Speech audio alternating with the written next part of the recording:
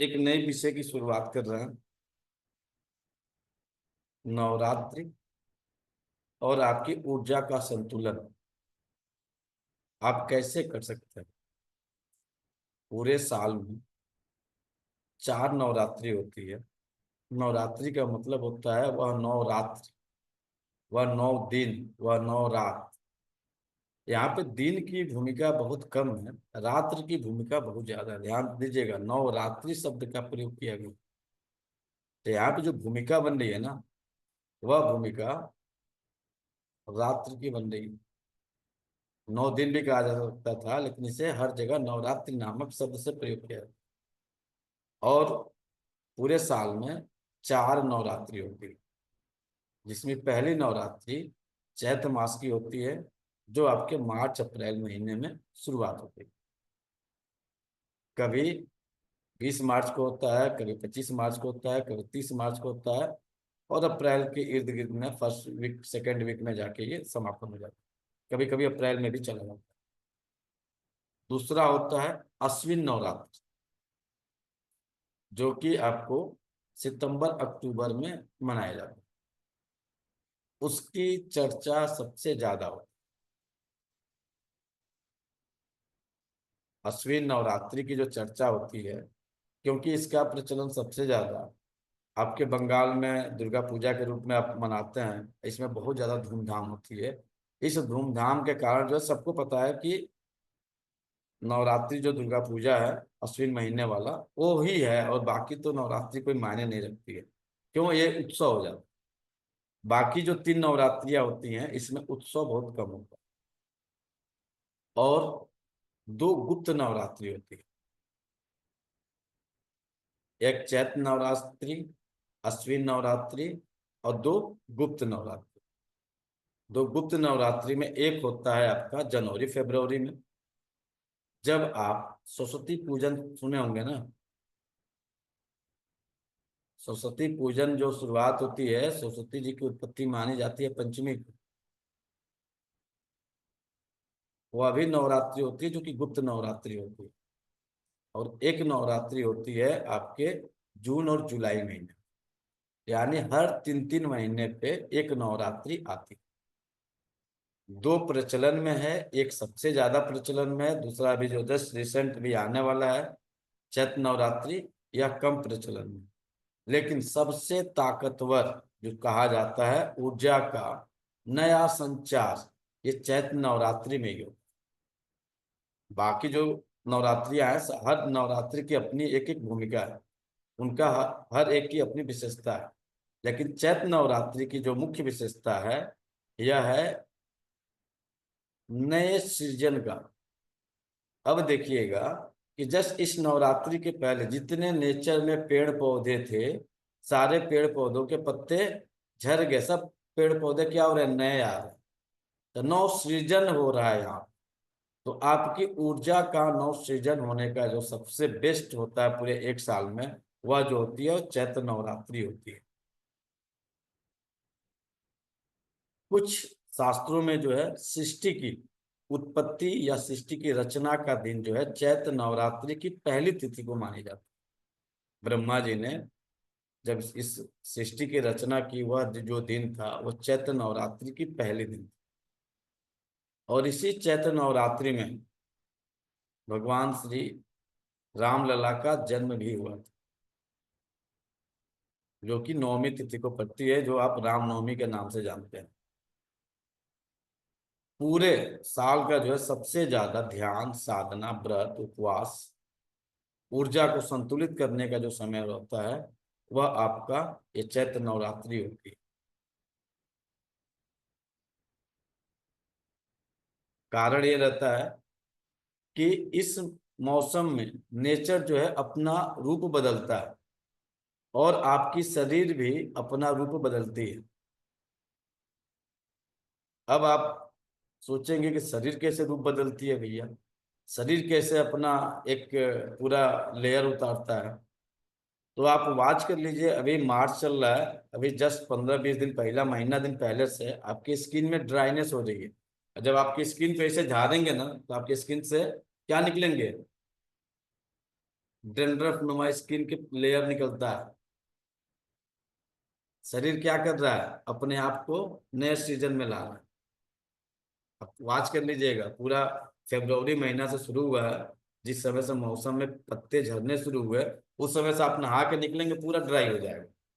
आप उसको ड्राइनेस को खत्म करने के लिए क्या कर रहे हैं, तेल ऑयल लगा के उसको अंदर दबा रहे हैं। लेकिन प्रकृति जो है अपने तरीके से आपके शरीर को भी नया सृजन कर रही है, नए तरीके से बदल रही है। अब वो नए तरीके से एक एक्सटर्नल में दिख रहा है, स्किन की जो है हमारी ड्राइनेस आई स्किन पे, जो है ड्राइनेस आके जो है आप उसको हटा रहे हैं। दूसरा, आपकी इम्यून सिस्टम, क्योंकि यहाँ पे ठंड से गर्मी की तरफ आप बढ़ रहे हैं, तो आपकी इम्यून सिस्टम क्या हो रही है, चेक कर रहा है नेचर। तो इसमें इस महीने में जो है, पिछले जस्ट नवरात्रि के पहले भी जितना चल रहा था, मैक्सिमम लोगों को सर्दी हो चुका होगा, मैक्सिमम लोगों को छींके, खांसी, ये तीन चीजें जो है मैक्सिमम हर घर में एक राउंड घूम के चला गया होगा। तो यह जो है आपका शरीर इनर भी चेंजिंग कर चुका है। अब ये जितनी चेंजिंग हुई है, अब इसे सही डायरेक्शन देने का जो समय होता है वह होता है आपकी चैत्र नवरात्रि, यानी ऊर्जा का पुनर्जन्म। अभी देखिएगा, रिसेंट में आप सबके अंदर आलस भरा होगा, दोपहर में जो है नींद लगेगी, आलस लगता है, वह सुस्ती रहती होगी शरीर में। अब जितनी ऊर्जा आपकी पूरी डाउन हुई थी पूरे एक साल के मेहनत करने के बाद से, अब उसका जो है धीरे धीरे ऊर्जा जो है क्या करना है, उसको पुनर्जीवित करना है, यानी ऊर्जा को हमें इनहेंस करना है। अब इसके ठीक 15 दिन पहले जो है एक पर्व बीता, नवरात्रि के ठीक 15 दिन पहले होली। होली में क्या हुआ, आपने एक्सटर्नल शरीर की धुलाई कर दी, नेचर में जो है होलिका दहन करके उसकी शुद्धिकरण कर दिया। अब ये सारी चीज करने के बाद आपको अपनी इनर एनर्जी को इनहेंस करने का ये टाइम चल रहा है। तरीका क्या क्या होगा, तो तरीके आपको तीन तरीके हैं जो हम लोग पढ़ने वाले हैं। पहला, ये तीनों जगह पे ऊर्जा का ही संतुलन हो रहा है। एक्यूप्रेशर जो है वह ऊर्जा तंत्र पे काम करता है, एनर्जी सिस्टम पे वर्क करता है। और नवरात्रि में भी आप क्या करने जा रहे हैं, अपनी ऊर्जा को इनहेंस करने जा रहे हैं। तो जो हम क्लासेस शुरू करने वाले हैं वह नवरात्रि के साथ एक्यूप्रेशर की ऊर्जा को संतुलित करना, आपके ग्रहों की ऊर्जा को संतुलित करना, आपके घर की वास्तु की ऊर्जा को संतुलित करना, इन तीनों का ऊर्जा ही केवल हम संतुलित करने जा रहे हैं। ये तीनों का मिक्सअप आप पढ़ने की शुरुआत कर दो।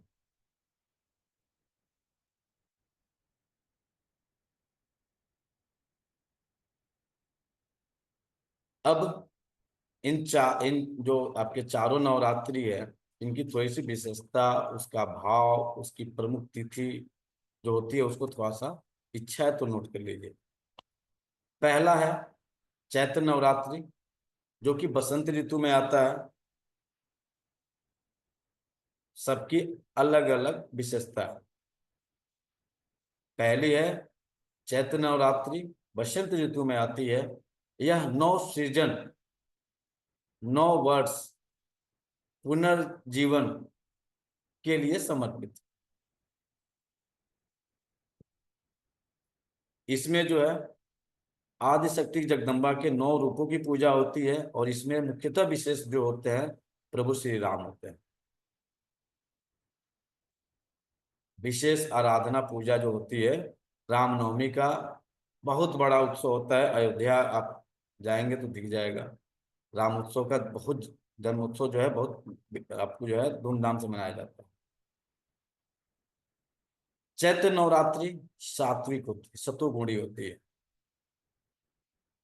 इस पूरे 9 दिनों में जो नौमी तिथि होता है सबसे प्रमुख होता है। दूसरा, अश्विन नवरात्रि, जो कि शरद ऋतु में आती है। उस नवरात्रि का उद्देश्य होता है विजय पाना, शक्ति, विजय पाना, शक्ति। देखिएगा, इस नवरात्रि में हथियार की पूजा नहीं होती है। माँ का कोई वह रूप नहीं दिखाया जाता है जिसमें माँ जो है महिषासुर का वध कर रही है, माँ जो है किसी राक्षस का वध कर रही है। यहाँ पे माँ सृजन कर रही है। अब वध जो है कहाँ कर रही है, तो आपके शारदीय नवरात्रि में कर रही है। तो यदि किसी को ताकत चाहिए, कहीं पे पराक्रम चाहिए, कहीं पे जो है जीत चाहिए, तो उनके लिए कौन सी है, शारदीय नवरात्रि अति उत्तम होगी। और जिनको नव सृजन करना है, अपनी ऊर्जा को इनहेंस करना है, उनके लिए क्या चाहिए, तो चैत्र नवरात्रि चाहिए। अब दोनों के बीच का अंतर समझिए। जब तक हमारे पास ऊर्जा का सृजन नहीं होगा तो हम विजय कहाँ से पा सकते हैं, हमारे पास पराक्रम कहाँ से आ सकता है। तो इसलिए ये भी सबसे मुख्य जरूरी हो जाता है। विजय पाने के लिए भी सृजन चाहिए, विजय पाने के लिए भी ऊर्जा का प्रादुर्भाव चाहिए, जो कि चैत्र नवरात्रि में मिल रहा है। शारदीय नवरात्रि में जो मुख्य देवी का स्वरूप होता है वो माँ दुर्गा का होता है, माँ काली का होता है। वो जो कि रजोगुणी होता है। वहां पे एक प्रथा है, बलि प्रथा। और यह जो है आपके जितने भी सिद्ध शक्तिपीठ हैं, जैसे कलकत्ता में काली हो गई, तारा हो गई, बीरभूमि जिला में आता है कामाख्या हो गया, इन सभी जगहों के पे जो है ये रजोगुणी है, यहाँ पे बलि दी जाती है। और यह इसकी मुख्य जो तिथि होती है वह होती है विजयादशमी। यहाँ पे देखिए रामनवमी है, और वहां पे मुख्य तिथि जो बनती है वह होती है विजयादशमी। और दो दो गुप्त नवरात्रियां होती हैं, वह होता है आपकी माघ और आषाढ़ में। यह मुख्यतः तंत्र सिद्धि या किसी विशेष उद्देश्य के लिए गुप्त नवरात्राएं होती हैं, तंत्र सिद्धि या विशेष उद्देश्य की पूर्ति के लिए। और इनकी जो अधिष्ठात्री देवी होती हैं वो 10 महाविद्याएं होती हैं गुप्त नवरात्रि की। और वह जो है कंप्लीट तमोगुणी होती है, जिसमें जो है मदिरा, शमशान, सौ, ये सब पॉडकास्ट में आप लोग देख रहे होंगे, देख रहे हैं, तो बताने की ज्यादा जरूरत नहीं, ऑलरेडी सबके मन मस्तिष्क में है। और यह जो है गुप्त साधना का प्रतीक माना जाता है। उसकी जो प्रमुख मुख्य उद्देश्य है वो है गुप्त साधना।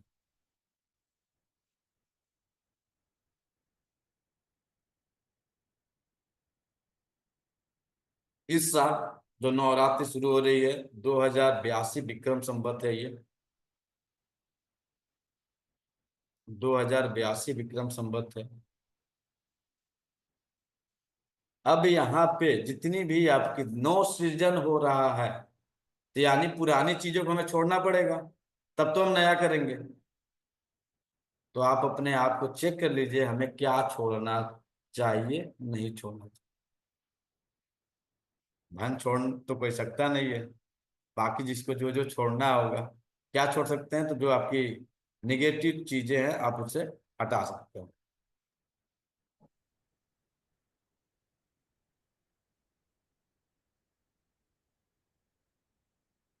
इस समय आप अपनी कुंडलिनी शक्ति को जागृत कर सकते हैं।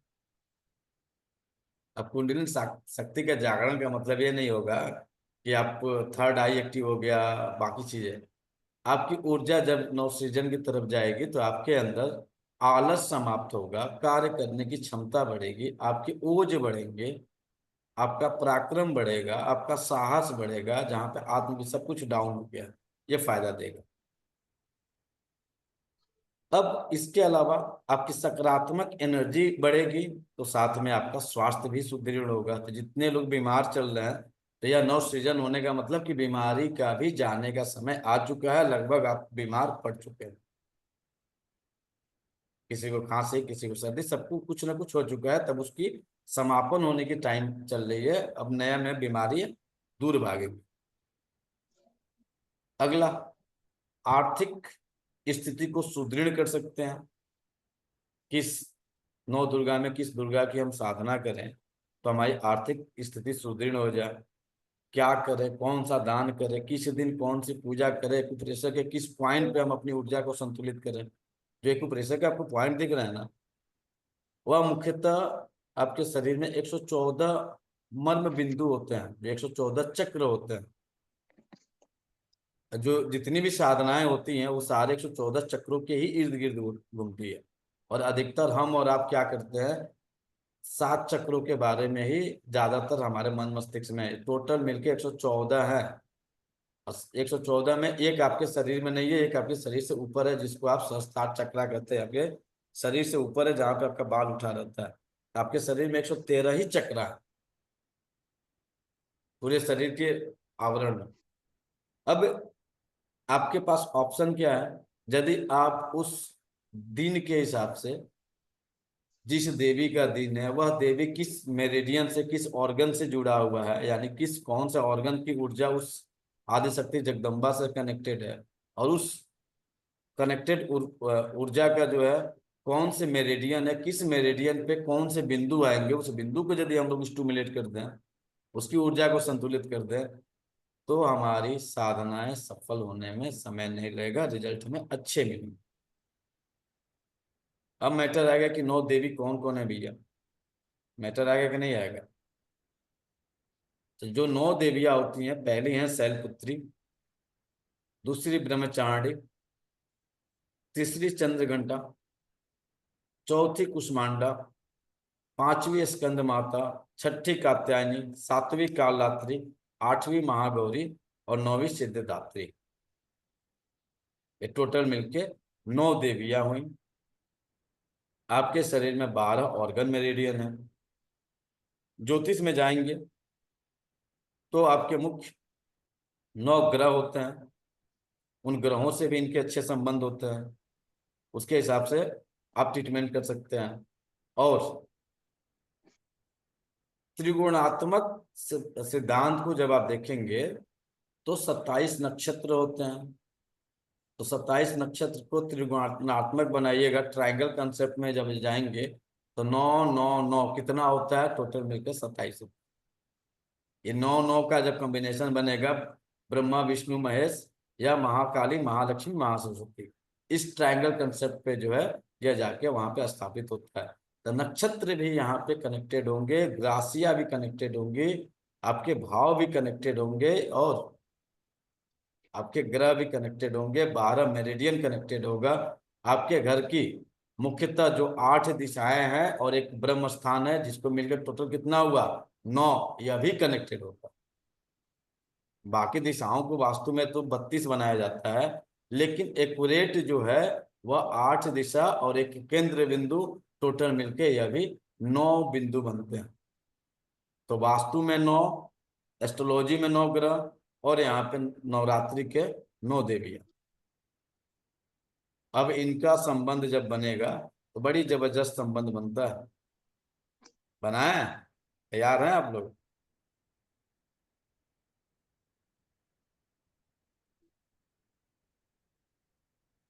चलिए, अब मैटर आएगा कि इस नवरात्रि को हम अपने लिए उपयोगी कैसे बनाएं। तो जो तरीके हैं, क्या क्या तरीके हो सकते हैं। सबसे पहले आप कोशिश करिए अपने आप को सत्व गुण में कन्वर्ट करिए। ये 9 दिन का जो समय है, इसे आप सत्व गुण में कन्वर्ट करिए। और सत्व गुणी आदमी आहार से बनता है। जैसा अन्न वैसा मन, जैसा आपका आहार रहेगा उसी तरीके से आपका शरीर जो है एक्टिविटी करेगी। तो इन 9 दिनों में सुबह और शाम दोनों समय आदि शक्ति जगदम्बा का जप करें, तप करें, उपवास करें, फलाहार करें, जो लोग कर सकते हैं। जो लोग नहीं कर सकते हैं वो मानसिक उपवास करें। मानसिक उपवास का मतलब समझते हैं आप? कोई बताएगा मानसिक उपवास कैसे होता है?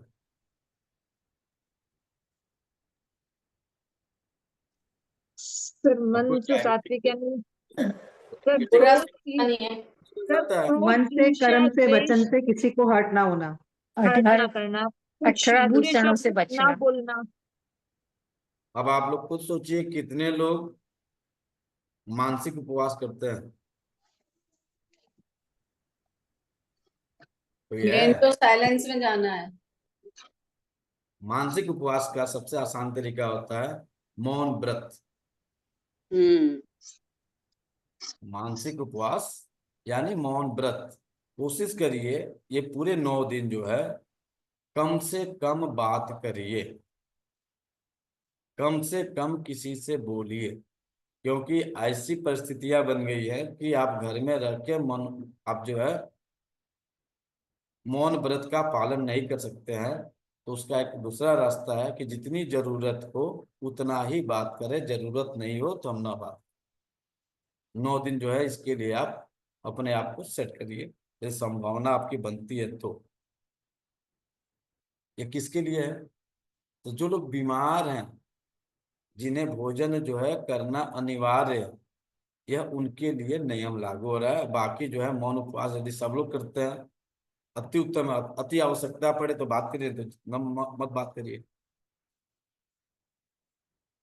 इस पूरे 9 दिन जो है एक संकल्प ले लीजिए कि मुझे 9 दिन में क्रोध नहीं करना है, हमें झूठ नहीं बोलना है, और पूरे 9 दिन जो है नियमित सुबह शाम जो है आराधना करनी, साधना करना, जप करना, जथा संभव हो सके अन्न दान करिए, विद्या दान करिए, वस्त्र दान करिए, गौ सेवा करिए। और विद्या दान किसको करेंगे? एक सिंपल सी भाषा आती है कि विद्या दान करें। किसको करेंगे हम विद्या दान?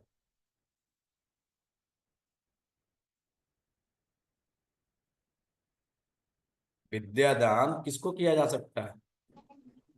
जिनको जरूरत हो उनको करेंगे। ट्यूशन दे के या किसी को किताबें वगैरह दे के, किसको? स्कूल के बच्चों को या आसपास में गरीब कोई बच्चे हैं उनको, या आपके जरूरतमंद चपरासी हो या बच्चों वॉचमैन बच्चों को, अनाथ बच्चों को, जरूरतमंद को, उचित पात्र को, या नवरात्र जी में सर। महिमा बताएंगे लोगों को, इनको बच्चों को। विद्या दान उसी को करना है जो सामर्थ्यवान ना हो। बच्चे से कोई लेना देना नहीं है। आप लोग बच्चे हैं, आप लोग भी तो विद्या ग्रहण कर रहे हैं। बोलिए। अनाथ आश्रम में कर सकते हैं क्या सर? अरे भैया, विद्या दान करना है किसको करना है? जो वही अनाथ आश्रम पूरा स्कूल सामर्थ्य है है। बच्चों का। बच्चे ही पढ़ते हैं, आप नहीं पढ़ रही हैं। विद्या ज्ञान ले रही है ना जी। अभी एट अ टाइम आप हमसे तो ज्ञान ही ले रही हैं। जो इच्छुक है और क्या अफोर्ड नहीं कर। आप उसी का कर सकते हैं जो सामर्थ्यवान ना हो। और यदि उसकी सामर्थ्यता है तो आप विद्यादान नहीं करेंगे। जैसे मुझे यदि किसी को विद्यादान करना है, तो यदि हमारे पास कोई आता है नहीं पैसे है उसके पास, तो हम बिंदास होकर पढ़ाते हैं। और यदि पैसा है तो भैया हमारे पास कोई ऑप्शन नहीं है कि बिना फीस का आपको पढ़ाते। यदि प्रकृति ने आपको दिया है तो हमें चाहिए, यदि नहीं दिया है तो बिंदास आइए, आपको पूरा साल पढ़ाएंगे। तो विद्यादान हमें उसका करना है जो सामर्थ्यवान न हो। और एक शर्त है, यदि आप विद्यादान कर रहे हैं तो वह विद्यादान लेने के बाद से उसका सही यूटिलाइज करें, न कि अरे प्रशांत जी तो फ्री पकड़ के पढ़ा ले रहे हैं, ले लो पढ़ लो, क्या जाता है, काम आया चाहना है पढ़ लो। तो ये आपके लिए आपके एनर्जी को डिस्ट्रॉयड कर देगा। स्पष्ट शब्दों में समझ जाइए, किसी से भी आप फ्री फोकट का ज्ञान लीजिएगा ना, और ये आप समझ के ले रहे होंगे हम सीख रहे हैं, तो आप एक रत्ती नहीं सीखिए। गारंटी आपको दे रहे हैं, जाइएगा ट्रीटमेंट करने जाइएगा, एट अ टाइम आपका ब्रेन लॉक हो जाएगा, याद नहीं आएगा। क्योंकि जो भी विद्या देता है ना उसकी उसमें साधना लगी रहती है। यदि हम आपके पढ़ा रहे हैं तो ऐसा नहीं है कि बैठे बक बक बक कट के निकल गए। इसके पीछे जो है 4 दिन की स्टडी होती है, पढ़ना होता है, वो 4-4 6-6 10-10 घंटा, तब जाके निकल के कंटेंट आते हैं, तब हम आपको दे पा रहे हैं। तो इसके पीछे भी एक साधना होती है। हमारे नहीं, सबके जितने भी टीचर होते हैं सबकी एक साधना होती है। तो कभी भी विद्या यदि आप दान में ले रहे हैं तो उसका सही यूटिलाइज करिए, नहीं तो मत लीजिए। बहुत सरल शब्दों में है। अभी क्या है, फ्री क्लास चल रहा है, चलो ले लो। आप ले लेंगे, कहीं काम का नहीं रहेगा, पक्का 1 घंटा टाइम पास होगा, इसके अलावा कुछ नहीं होगा। नहीं भरोसा है तो आजमा कर देख लीजिएगा। आपको हम सटीक एक पॉइंट देते हैं, सरल पॉइंट देते हैं, जाइए आजमा लीजिए, रिजल्ट नहीं मिलेगा। इतना तगड़ा एनर्जी का खेल होता है। इसके अलावा एक नियम बना लीजिए, यह पूरा नवरात्रि किसके लिए समर्पित है? आदि शक्ति जगदम्बा है ना जी। तो जितनी घर की महिलाएं हैं, बाहर के बारे में हम क्या जानते हैं भाई, लेकिन जो घर की जो भी महिलाएं हैं, माँ है, बहन है, बेटी है, जो भी है, आप उन्हें पूरे 9 दिन दुर्गा स्वरूप में मान लीजिएगा। आपकी एनर्जी इनहेंस हो जाए। सरल भाषा में एकदम आसान कंसेप्ट है। माँ है, बहन है, पत्नी है। पत्नी को भी लक्ष्मी स्वरूप में 9 दिन के लिए मान लीजिए। यदि आप लक्ष्मी स्वरूप में मानेंगे तो कुछ भी गलत एक्टिविटियां नहीं करें। ये 9 दिन जो है स्पेशली आप इस पे काम करेंगे तो आपको अच्छे रिजल्ट मिल सकते। अन्य दान करने का मतलब ये होगा, कुछ लोग होते हैं जाओ भैया मंदिर में दान करो, फलित नहीं होगा। आप ढूंढिए जिसे अन्न की जरूरत है, आप उसे देंगे तो वह अन्न दान आपके लिए फलीभूत होगा। वस्त्र दान यदि किसी को कर रहा है तो आप उसे वस्त्र दीजिए जो पहने, उसको यूटिलाइज करे, अपने शरीर में धारण करे। अधिकतर लोग क्या करते हैं, अन्यथा मत लीजिएगा, भैया नवरात्रि चल रहा है, पंडित जी के लिए कपड़ा देना है और सस्ता वाला दे दो, 100-200 रुपये वाला धोती दे दो, बनियान दे दो 50-60 रुपये वाला, और 100-200 की गमछा दे दो, 400-500 में काम चल जाएगा। अब वह ब्राह्मण देवता क्या करते हैं, उसको लाते हैं, लाके फेंक देते हैं, यूटिलाइज कभी नहीं करते। तो यदि आप किसी को वस्त्र दान कर रहे हैं तो वह वस्त्र दीजिए जो आप धारण कर सकते हैं, आप पहन सकते हैं। अन्यथा वस्त्र दान मत करिए, वो भी आप पाप के भागी बनेंगे। देखिएगा जब किसी ब्राह्मण देवता को आप वस्त्र बढ़िया देते हैं, पहनता है, तो जहां जहां पे वो जाते हैं वहां वहां पे आप जिसने भी दिया है उसका नाम लेते हैं कि इसने हमारा, यह यजमान था, इसने ये हमको दिया, बहुत अच्छा दिया। और जो लोग घटिया दिए रहते हैं, तो उसके मन मस्तिष्क में एक ही चीज है कि ये घटिया इंसान है, घटिया चीज दिया, उठा के फेंक दो। तो फेंकते हैं और आपकी पूरी पूजा जो है, पूरी जितनी आपने पूजा किया हुआ है, उसका फलीभूत आपको नहीं मिलता है। तो दो काम करिएगा, यदि आप कुछ भी कोई अनुष्ठान भी कर रहे हैं तो विशेषतया ब्राह्मण को यदि वस्त्र दान कर रहे हैं तो आप ऐसे वस्त्र का दान करिए जो ब्राह्मण उसको यूटिलाइज कर ले। या यदि आप किसी गरीब को दे रहे हैं तो वह गरीब उस कपड़े को पहन ले।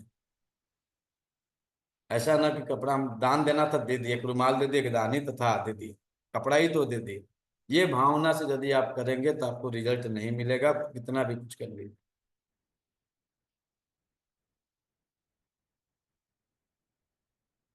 इसके अलावा जो हमारे ज्योतिष में 12 राशियां हैं, उन 12 राशियों का अपना एक एक कारक है। इस 9 दिन की ऊर्जा जो है आप आसानी से उसे ठीक कर सकते हैं। किसके लिए क्या है, इच्छा है तो नोट करिए। मेष राशि, जिसको नई शुरुआत करनी है, मान के चलिए किसी को नई पढ़ाई शुरू करनी है, नई फैक्ट्री शुरू करनी है, नया कोई कार्य शुरू करना है, तो वह मेष राशि से हैं और उनकी नई शुरुआत नहीं हो पा रही है, उनका विल पावर घट रहा है, तो वह जो है आदि शक्ति जगदम्बा का ये नवरात्रि में यदि कुछ भी अनुष्ठान करे, जप करे, तप करे, ध्यान करे, ऊर्जा को संतुलित करते हैं, तो उनकी नई शुरुआत में, उनके आत्मबल में, उनके आत्मविश्वास में उत्थान होगा, वृद्धि होगी। वृषभ राशि वाले लोगों के लिए धन की वृद्धि होगी, परिश्रम फलीभूत होगा। जैसे होता क्या है कि हम तो मेहनत कर रहे हैं लेकिन मुझे सफलता नहीं मिल रही, तो यदि किसी को कहीं पे व्यवधान आ रहा है, रुकावट आ रहा है, तो वह जो है वृषभ राशि है।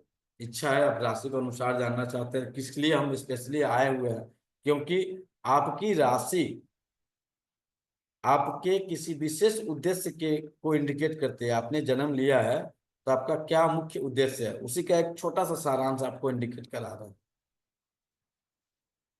मिथुन राशि, जिनकी विचारों में अस्थिरता हो, वाणी कठोर हो, वाणी पे संयमित न हो, मुंह से गाली आती हो, मिथुन राशि से संबंध यदि आपका बनता है तो आप यदि आदिशक्ति जगदम्बा का ऊर्जा को संतुलित करते हैं तो इस पे आपकी कंट्रोलिंग हो जाएगी।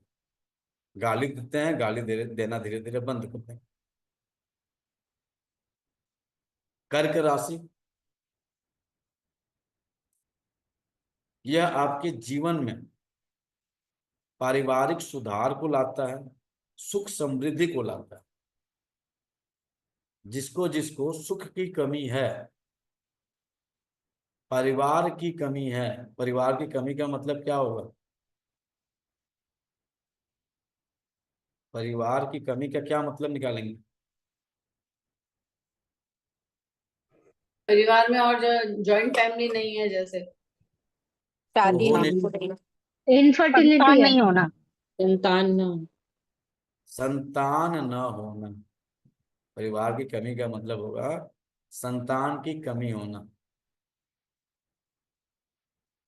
कर्क राशि से संबंधित है, यदि आपके घर में संतान की कमी है या सुख की कमी है।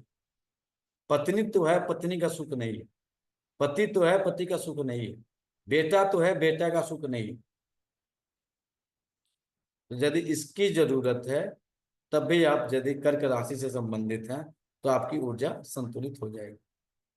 सिंह राशि, इनके अंदर यदि नवरात्रि का माँ की आराधना करते हैं तो इनका जो है सबसे बड़ा नेतृत्व गुण बढ़ता है।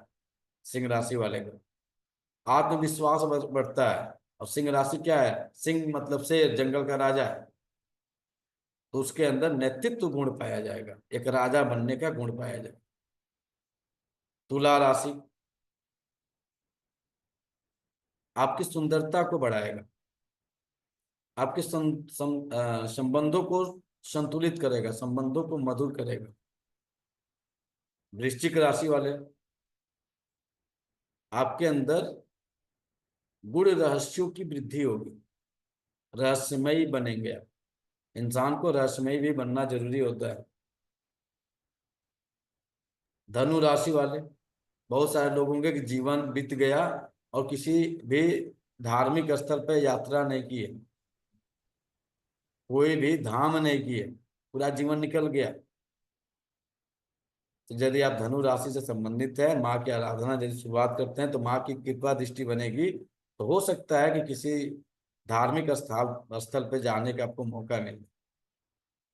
आप ही लोग अपने आप को वाच कर लीजिए। लोग होंगे कि हर महीने दो महीने किसी न किसी धार्मिक स्थलों पे जाते होंगे। कोई धर्म करने जा रहा है, कोई धाम करने जा रहा है, कोई शक्तिपीठ पे जा रहा है, कोई सिद्धपीठ पे जा रहा है। और कुछ लोग का जो है कई कई साल निकल जाता है, कहीं मौका नहीं मिलता है, मौका ही नहीं मिलता है। जब तक उनकी कृपा नहीं बनेगी, ऊर्जा जब तक बढ़ेगी नहीं, तब तक आप वहां पे जा भी नहीं सकते। मकर राशि वाले लोग, यदि आपके कार्यों में बहुत ज्यादा डिले हो रही है, रुकावटें पैदा हो रही हैं, तो आपके कार्यों में डिले नहीं होगी, रुकावटें नहीं होंगी और जल्दी सफलता मिल जाएगी। कुंभ राशि वाले लोग, यदि कोई रिसर्च कर रहे हैं, कुछ खोज रहे हैं, नहीं मिल रहा है, तो यदि आप आदिशक्ति जगदम्बा की ऊर्जा को इनहेंस करिएगा तो आपके अंदर रिसर्च, खोज, आत्मदर्शन करने की कैपेसिटी बढ़ जाएगी। और मीन राशि, जिसकी राशि मीन होती है, वो लोग जो है भक्ति भाव खत्म हो गया है, भक्ति भाव घट गया है, करुणा नहीं है, दया नहीं है, धर्म नहीं है।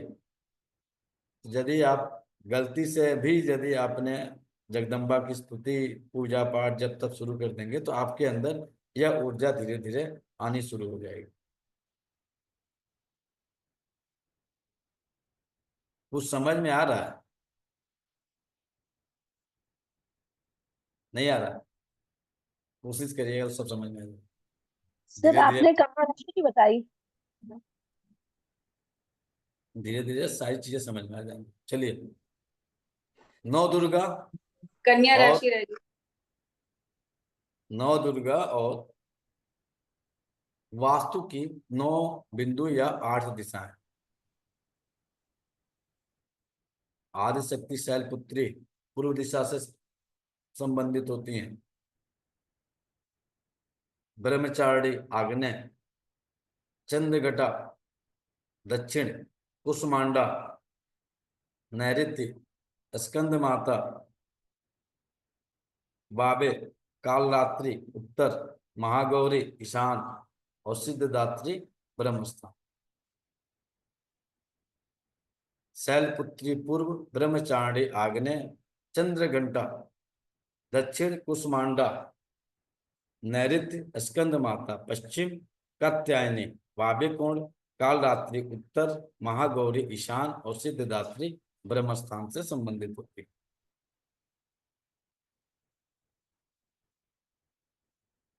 अब यहाँ की ऊर्जा यदि आप संतुलित करना चाहते हैं तो यहाँ की ऊर्जा संतुलित कर सकते हैं।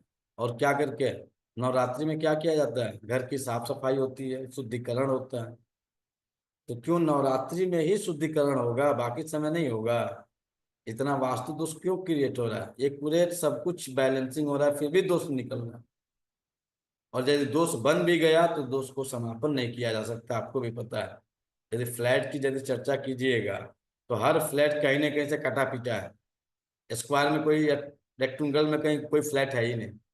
कहीं ईशान बढ़ा हुआ है तो कहीं कुछ बढ़ा हुआ है तो कहीं कुछ बढ़ा हुआ है। तो आप खुद सोच के देखिए, वास्तु वहां पे संतुलित है, परफेक्ट है? नहीं है।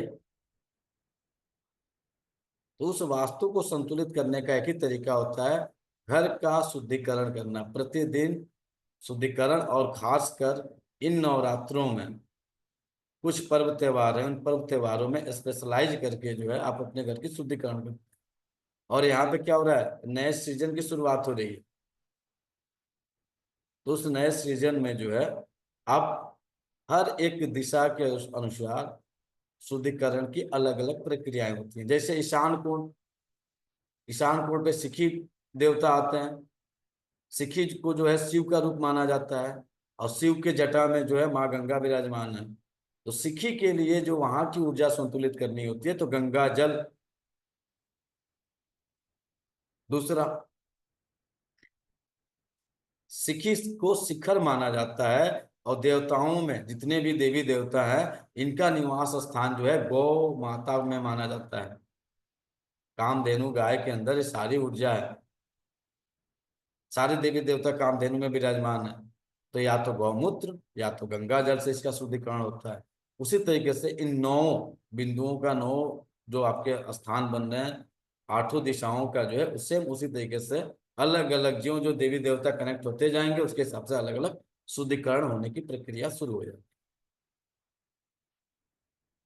फायदा क्या होगा? घर में सुख शांति आएगी, घर में निगेटिविटी खत्म होगी, पॉजिटिविटी आएगी, रोग कम होंगे, दरिद्रता कम होगी, कर्ज कम होंगे, मानसिक शांति आएगी। आज शायद ही कोई घर है, शायद, शायद का मतलब समझ जाइए, हो सकता है कि वह मैटर 0.1% की हम बात कर रहे हैं जो कर्ज में ना हो। शायद है कोई जो कर्ज में ना हो, 0.1%। शायद ही कोई है जिसके घर में मानसिक अशांति ना हो। शायद ही कोई है जिसके घर में रोग ना हो।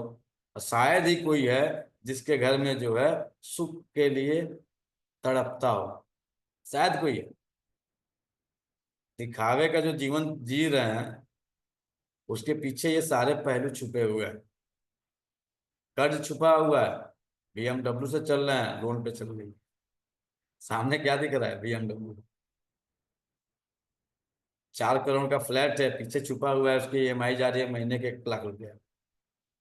उसका प्रेशर, मानसिक दबाव चल रहा है, मानसिक असंतुलन बिगड़ा हुआ है। सामने चल रहे हैं, हाथ में हाथ डाल के अंदर चल रहा है, पता चल रहा है कि कला की स्थिति बनी हुई है। ये क्या हो रहा है? ये सब के सब ऊर्जाओं का असंतुलन है, इसी के कारण से हो रहा है। अब आगे चलिए।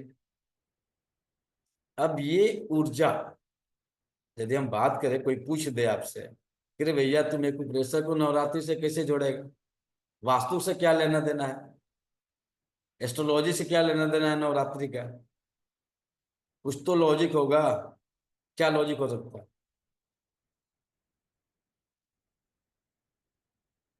नवरात्रि ऊर्जा स्तर पे काम कर रही है, तत्व पे काम कर रही है, काल पे काम कर रही है, और एक सही डायरेक्शन पे काम कर रही है। यही काम है ना इसका, जो उद्देश्य है आपका। अब देखिए नवरात्रि में, टिशियम में, वास्तु में, वास्तु किस पे काम कर रहा है? दिशा पे काम कर रहा है। दिशा पे ही तो वास्तु काम कर रहा है। काल पे कौन काम कर रहा है? एस्ट्रोलॉजी काम कर रही है। और ऊर्जा पे कौन काम कर रहा है? एक्यूप्रेशर काम कर रहा है। अब इन तीनों का समन्वय होगा तो किसके पास पहुंचेगा? यही नवरात्रि में तो आप यही करने के लिए बैठे हैं ना जी। काल को संतुलित करने, यानी समय चक्र को संतुलित करने के लिए बैठे हुए हैं। अपनी दिशाओं को, दशा को बदलने के लिए आए हुए हैं। अपनी ऊर्जा को संतुलित करने के लिए आए हैं। यही तीन रास्ते हैं जिसके थ्रू आप अपनी ऊर्जा को आसानी से संतुलित कर सकते हैं। और भी रास्ते हो सकते हैं, ऐसा हम नहीं कर सकते हैं कि यही तीन रास्ते हैं, और भी रास्ते बन सकते हैं। लेकिन त्रिगुणात्मक सिद्धांत में ये तीन रास्ते सरल हैं, आसान हैं, जिसे कोई भी आसानी से कर सकता है।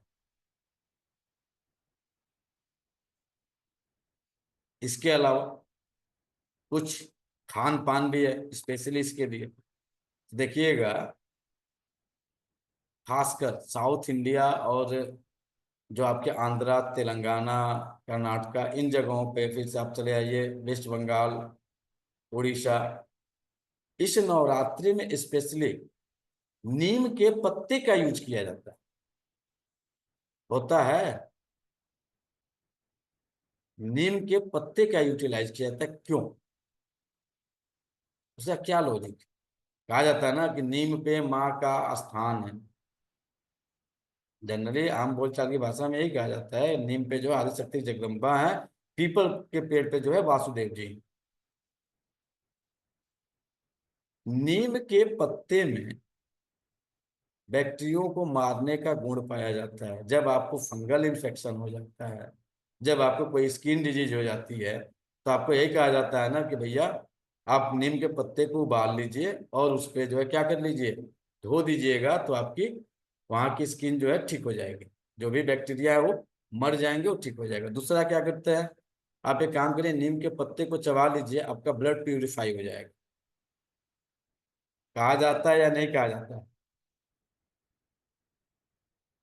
दूसरा रेमेडी के तौर पे नीम का पत्ता, नीम का जल, नीम की दातुन और त्रिफला, जो अमरत्व को प्राप्त, तो आप त्रिफला का यूज कर सकते हैं, गिलोय का यूज कर सकते हैं। ये आगे वाले आने दे, जो क्लास शुरू हो देगी उसमें एक एक का त्रिफला किससे संबंध है, किस ऑर्गन से कनेक्टेड है। यदि आपका निम है तो निम किसको कंट्रोल कर रहा है, किसको ठीक कर रहा है, गिलोय किस पे काम कर रहा है, किस आदिशक्ति जगदम्बा का उस पर प्रभाव है, उसके साथ कनेक्टिविटी बन के आपको मिलेगी। तो आप वहां पे चाहें तो इनको यूटिलाइज कर सकते हैं। जिससे क्या होगा, आपकी बॉडी का डिटॉक्स होगा। मंत्र जप करेंगे तो ऊर्जा का संतुलन होगा। ऑयल का यूज करेंगे, वात पित्त कफ का संतुलन होगा। एक्यूप्रेशर और साधना से कुंडलिनी जागरण होगी, चक्र जागृत होंगे। जैसे एक पॉइंट है CV6, CV4, आपके नाभि से 4 उंगल नीचे है CV, ठीक है। जब नाभि से 4 उंगल नीचे वह कौन स्थान बनता है? स्वाधिष्ठान चक्रा। कुछ नहीं करिए, जिसको जिसको भरोसा है कि प्रेशर काम करता है कि नहीं करता है, जितने मेल हैं आप अपने दाहिने हाथ से इंडेक्स फिंगर से अपने इस एक्यूरेट 4 फिंगर नीचे जाइए और उस पे जो है क्लॉकवाइज जैसे घुमाइए, स्किन को टच करके। जितनी फीमेल है मिडिल फिंगर से आप अपने स्वादिष्टान चक्रा को ऐसे टच करिए, देखेंगे ऊर्जा कैसे इनहेंस हो गई। ये डायरेक्ट आपके चक्रों पे एनर्जी फ्लो हो रही है। आजमा के देख लीजिए। कुछ लोगों को यूरिन लगेगा, कुछ लोगों के बॉडी में हैप्पीनेस होगी, और कुछ लोगों के बॉडी में लाइटनेस आएगा, कुछ ना कुछ हरकत होगा। यदि आपने सटीक पॉइंट पे लगा दिया तो जो स्वादिष्टान चक्र का सटीक पॉइंट है उस पे यदि आपने टच कर दिया, 4 फिंगर है एकदम सेंट्रल लाइन।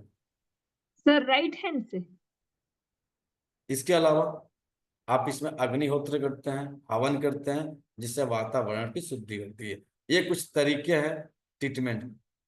वाइन के तरीके हो गए, खाने के तरीके हो गए, साधना के तरीके हो गए, और अग्निहोत्र हो गए। ये एक कॉम्बो पैक तैयार है। यदि इच्छा जागृत है कि भैया कुछ सुधार कर ले 9 दिन में, स्पेशली 9 दिन का ही है, नवरात्रि से पहले शुरू होगा, नवरात्रि कंटिन्यू चलते रहेगी, आपको गाइड होते रहेगा, और उसी में आपका ट्रीटमेंट होगा, उसी में आपकी जो है एनर्जी संतुलन की प्रक्रिया भी शुरू। कुछ चीजें जो है आपके मंत्रों के अकॉर्डिंग, आपके राशि, आपके नक्षत्र के अकॉर्डिंग जो है, हो सकता है कुछ आपको बीज मंत्र हम सजेस्ट कर सकें। यदि जगदम्बा का आदेश होगा तो आपको सजेस्ट करेंगे, मन करेगा तो करिएगा। नवरात्रि बीतते बीतते आपकी एनर्जी में जो नौ सीजन की प्रक्रिया शुरू होती है ना, वो शुरू हो जाए। हमेशा ध्यान रखिएगा कि जब भी नौ सीजन होता है, प्यार मोहब्बत से होता है कि तकलीफ से होता है? तकलीफ से। जब भी नौ सीजन होगा तो समस्या क्रिएट होगी। कड़ू कटु है, सत्य है। यदि समस्या क्रिएट हो गई, समझ जाइए कि अब आपका दिन दशा दिशा बदलने का समय अब आ गया। पहली समस्या कब क्रिएट होगी? पहली समस्या क्लास ज्वाइन न करने से ही शुरुआत होगी। यही तो शुरुआत हो जाएगी, आगे छोड़ दीजिए, यही तो शुरुआत होगी। करे कि न करे, न करे, 3 आएगा, करे कि न करे या न करे, छोड़ो जाने दो। तो जो पहली शुरुआत होगी, समस्या वहीं से शुरुआत होगी। जहां आप बीच मध्य धार में जाएंगे, आपके अंदर पहले ही बता देते हैं, ऐसी स्थितियां डेवलप करेंगी, हमें नहीं करना है, छोड़ दो, हमें उपवास नहीं करना, हमें खाना है। आप क्लास करें या ना करें, आप जितने लोग करते हैं आप वाच कर लीजिएगा, जो लोग नहीं करते हैं वो लोग भी वाच कर लीजिएगा। तीसरे चौथे दिन के बाद से तब जाके आपकी ऊर्जा धीरे धीरे संतुलित होगी। दूसरे तीसरे दिन तो आपको एकदम लगेगा कि बेचैनी हो गई, कब कितना मिल जाए खा जाए। तो वह सिस्टम आपका शुरुआत में ही तांडव मचाने वाला होगा, यह स्पष्ट है, पहले बता दूंगा। तो यदि आपके अंदर एक कैपेबिलिटी है कि नहीं भैया, शुरुआती दौर की तकलीफ को हम सहन कर लेंगे और आगे हमारा तो सुखमय आने वाला है, क्योंकि तकलीफ दुख के बाद ही सुख आता है।